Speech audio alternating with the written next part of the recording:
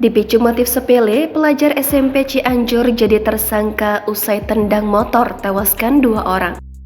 Jajaran Kepolisian Resor Cianjur, Jawa Barat mengungkapkan kasus kekerasan anak yang melibatkan pelaku sebayanya.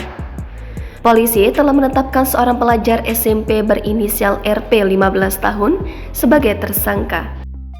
Tersangka menendang sepeda motor yang dinaiki 2 pelajar MTS bernama Wisnu 13 tahun dan Denis hingga mereka terjatuh dan meninggal dunia. Pasal ini disangkakan Undang-Undang Perlindungan Anak dengan ancaman pidana maksimal 18 tahun penjara, kata Kepala Satreskrim Polres Cianjur, Inspektur 1 Tono Listianto kepada Kompas.com pada Jumat 15 September. Namun karena tersangka di bawah umur tentu penanganan perkaranya berbeda ya, sambung dia. Tono menerangkan insiden ini bermula saat kedua korban dalam perjalanan pulang sekolah menggunakan sepeda motor. Sesampainya di lokasi kejadian, mereka melewati sekelompok pelajar lain yang tengah jalan kaki di pinggir jalan. Salah satu dari pelajar-pelajar ini lantas menendang sepeda motor korban hingga terjatuh, sebut Tono. Korban yang terluka sempat dilarikan ke puskesmas terdekat untuk mendapatkan pertolongan medis. Namun karena luka yang dialaminya cukup serius di bagian kepala, keduanya meninggal dunia. Saat ini kita masih menunggu hasil otopsi jenazah kedua korban guna kepentingan perkara, kata Tono. Tono mengatakan dari keterangan pelaku tindakannya dilakukannya secara spontan.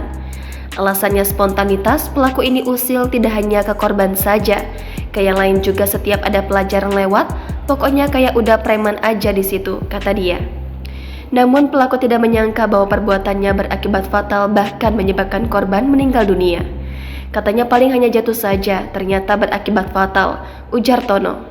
Pihak keluarga korban menuntut pelaku mendapatkan hukuman setimpal atas perbuatannya yang telah merenggut nyawa.